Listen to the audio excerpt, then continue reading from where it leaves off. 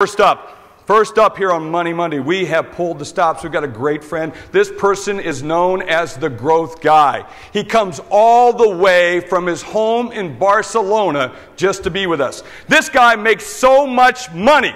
You should get a wheelbarrow and start running around following him just to scoop up the money that falls out of this guy's pocket. Okay? He is the founder of the world-renowned Entrepreneurs Organization. You know it as EO because many of you have spoken to this organization. And he's also the CEO of a global executive education and coaching company known as Gazelles. They have over 170 coaching partners in 6 continents. And Verne has been doing this for over 3 decades in helping companies scale up. He's a global syndicated columnist of Fortune. He's the author of 3 books. The newest is Scaling Up. His other book is Mastering the Rockefeller Habits. And my favorite, he authored The Greatest Business Decisions of All Time. I love this guy. He is about money. He is about success. He is about growth. Booyah!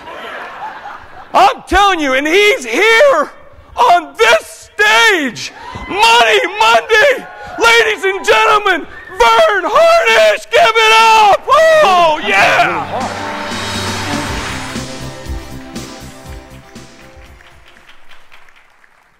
Building a company is really hard, and it requires your greatest persuasive abilities to hire the best people you can and keep them at your company and keep them working, doing the best work of their lives, hopefully. I think one of the things that really separates us from the high primates is that we're tool builders. And I read a study that measured the efficiency of locomotion for various species on the planet. The condor used the least energy to move a kilometer. And humans came in with a rather unimpressive showing about 1/3 of the way down the list. It was not too proud of a showing for the crown of creation.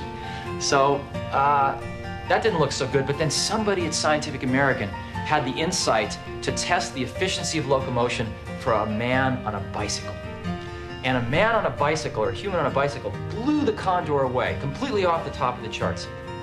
And that's what a computer is to me. What a computer is to me is, it's the most remarkable tool that we've ever come up with. And it's the equivalent of a bicycle for our minds. I was lucky. I found what I loved to do early in life. Woz and I started Apple in my parents' garage when I was 20. We worked hard, and in 10 years, Apple had grown from just the 2 of us in a garage into a $2 billion company with over 4,000 employees.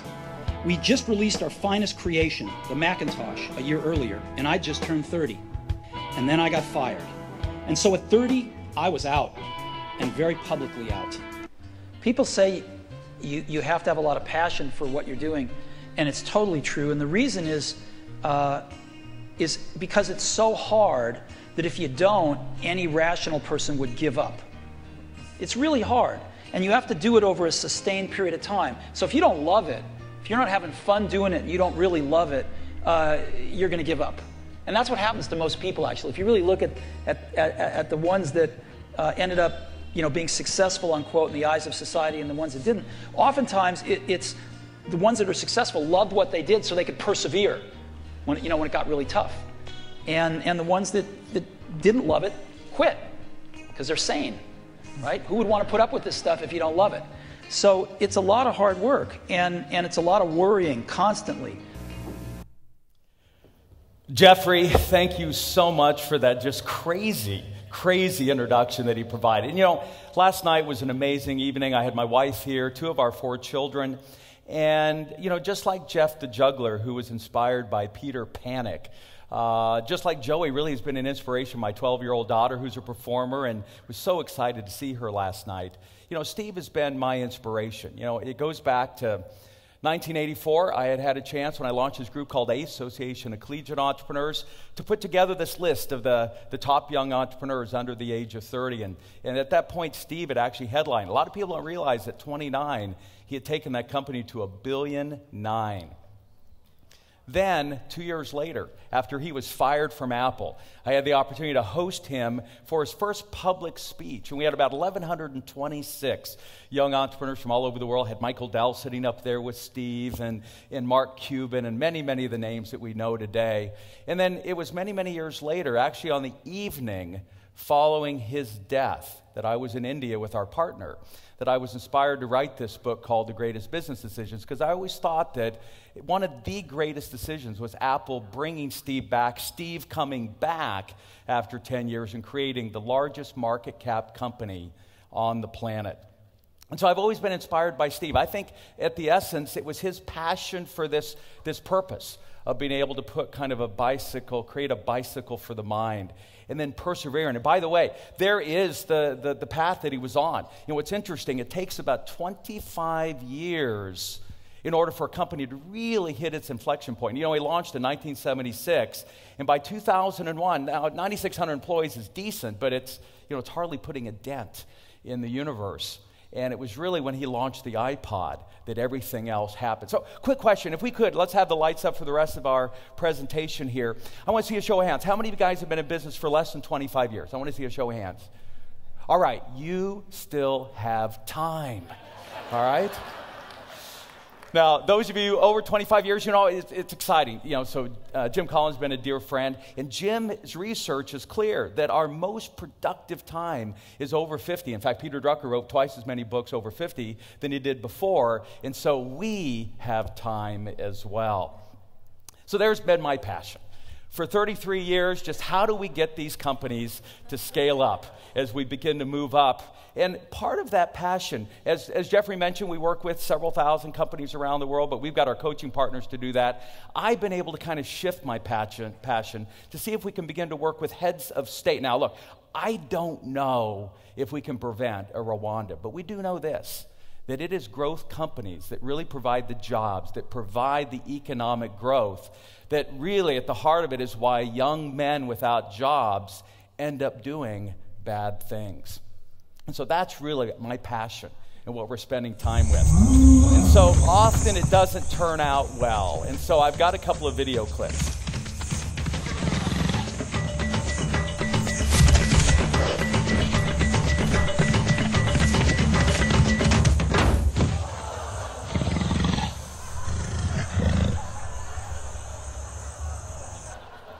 Yeah, some days just feel like that, right? You guys want to see that again? You want to see that again? Yeah. You're so sick. You're so sick. All right, here we go.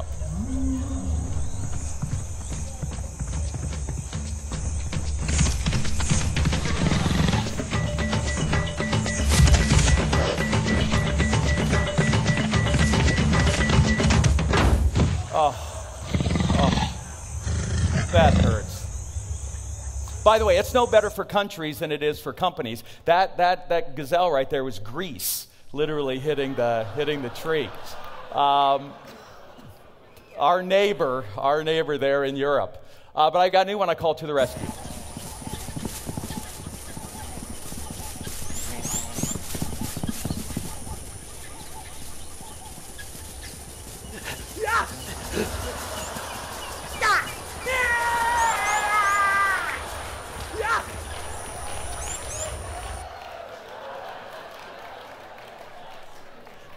By the way, that was Jeffrey in the video, man. That guy is fast. He talks fast, he runs fast. Now, what we're trying to do, look, maybe I'm going to keep you from hitting the tree. Maybe I'm going to come to the rescue. But our goal has always been this. We know that this journey, as you begin to scale up your particular business, can be tough. I mean, it literally feels like at times you're the only one carrying the entire weight up that S-curve.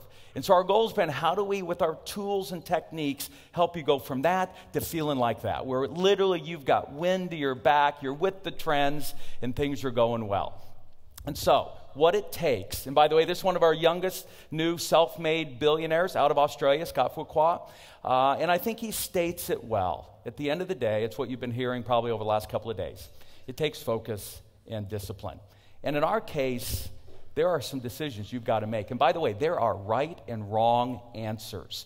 around what you're going to do around people, strategy, execution, and cash. So here's what I want to do this morning, kind of get things kicked off. So I want to take our framework, and I want to share 5 very practical ideas, 5 decisions that you absolutely have got to get right if you're going to go ahead and scale it up, whatever it is that you plan on doing. And so first, what is the most important question you've got to own? Number 2, what are the 2 words that you absolutely must own in the marketplace? Number 3, we all talk about focus, but how do I decide what I focus on next? And then number 4, what is the ultimate truth if we are going to put that pile of cash together? And then along the way, I want to share some kind of critical routines that I think are helpful. And I'm going to share a bunch of books.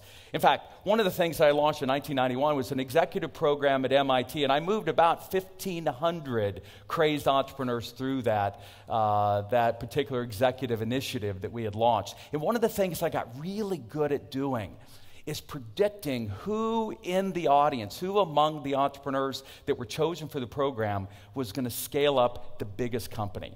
And it all came back to one very simple routine.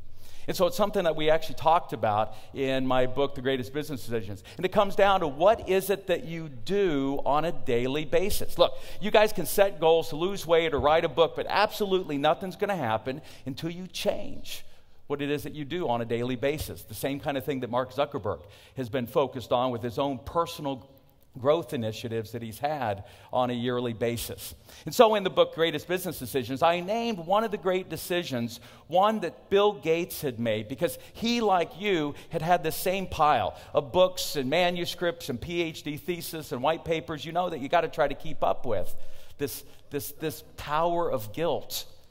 And so what he did is he put together a routine. And twice a year, he had the infamous Think Week. By the way, his record, 112 books, manuscripts, PhD thesis, and twice a year, he got away, and for 7 days, 18 hours a day, he absorbed. Because look, nothing can come out that doesn't come in first. When we interviewed Eric Schmidt on stage, and we said, what was the key to you really driving Google successfully? He said, to drop my BlackBerry off on a couple of days on the weekend and read a book or 2. It's interesting, Mark Cuban. And by the way, if you've got teenagers, young adults, I highly encourage you to have them read Mark Cuban's book. And in there, I've known Mark for 30 years, but I had no idea that one of his routines is that he reads 3 hours every single day. In fact, when he got married, you know, as guys, we always have to give up a lot of stuff like our furniture. But Mark said the one thing that was non-negotiable with his wife was that he would continue to invest that 3 hours a day. We already saw Mark Zuckerberg. His focus this year is a book every couple of weeks. And this year we saw the 50th anniversary of Warren Buffett and Berkshire Hathaway. And what I loved about that letter to the shareholders in February is that Charlie Munger, his partner, stepped back and said, look, when asked the question, what's been the real key to us returning 1,000,000% versus the S&P slightly over 100,000% over these 50 years? I thought it was brilliant. He said, look, it's because Warren's first, that's critical, first priority was about setting aside quiet reading and thinking time no matter how old he has become. In fact, we've all been inspired. This came out in the week on Friday, where this medical student, Joyce, had taken this photo of this young 9-year-old whose father had just recently been killed in a fire that burned down their home. But he understood that by the light of the local McDonald's, he needed to do the work. So, quick question for you. I want you to take 1 minute. I want you to turn next to somebody. And what is the book you're reading right now? Go. Take a moment.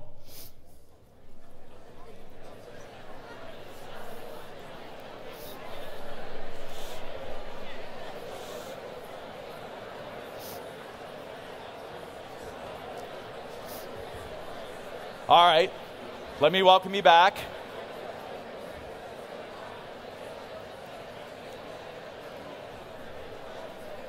Let me welcome you back. All right. Thank you. And by the way, if you're not, and I'm absolutely clear about this. One of the gates that we use, and this, by the way, is it's really a secret of ours, so I ask you to keep it in this room, that whenever we get a call from an executive that says, hey, we hear you guys do some great things about helping companies scale up. Hey, what can you guys do to help us? Somewhere in the middle of that phone call, we'll ask one question. Hey, by the way, what are you reading right now? And if that CEO or CMO or whatever isn't reading at least 2 or 3 books, we know that they're going to absolutely waste our time. That leaders are readers, and we know that if there are ones that are into learning, we're going to make a lot of money off of them. And so I don't know about you, but it's important to learn this gating question for you so you make sure you don't waste time with the wrong clients. Now, I want to get into this first practical idea, and that is around the question. And in every one of us, we anchor our scaling up people. Would you enthusiastically continue to work with all the people you've got around you? And one of the things that I have learned in the 33 years of being out there in business is that you have to avoid the a-holes, for sure. Because they will waste so much of your time along the way. By the way, they said there's no I in team. They found it. It's hidden in the a-hole right there. Sure enough. And one of the things that absolutely I know, I've learned it gets in my way, gets in the way of our clients, is this 3-letter word called ego, E-G-O. Because one of the things in the 21st century that I think we all have to come to grips with is that you are absolutely not smart enough alone to drive up your business. The entire intellectual capital of your team is not sufficient. And we're going to get into what it is you've got to do instead. Your only job, and by the way, I think it's the only thing you've got to figure out when you come to a conference like this, is what is the question? We have the answers. What I'm worried on is that you're working on the wrong question. And so, right away, I want to share an idea, and I got this from my dear friend Jim Collins, who said, look, whenever you are faced with any kind of opportunity or threat or challenge, your very first question should not be a what or a where or how. It should always be a who question. Sorry, Simon Sinek, it's not why. It's who.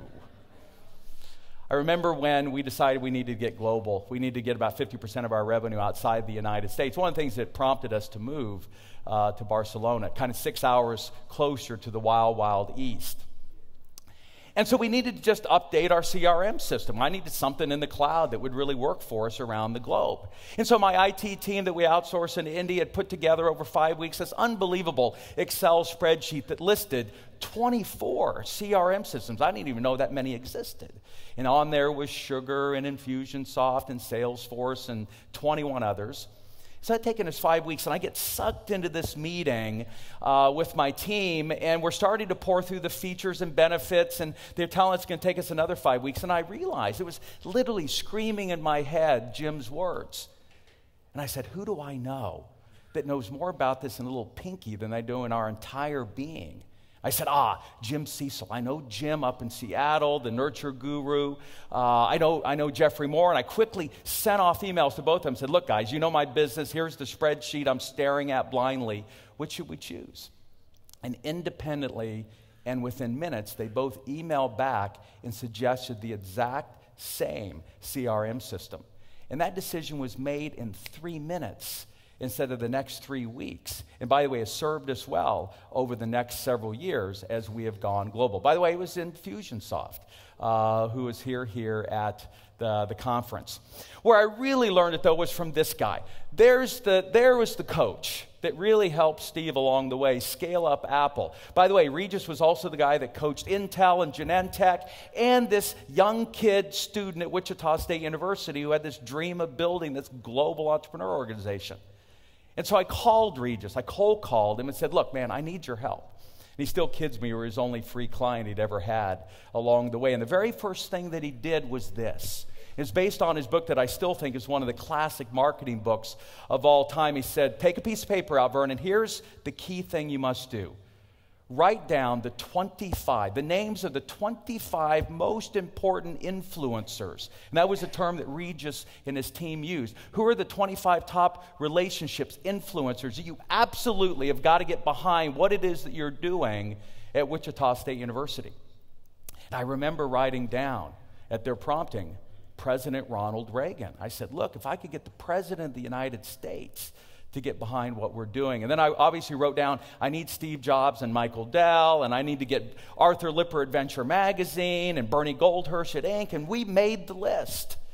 And then all we did was take an hour every single week and work that list.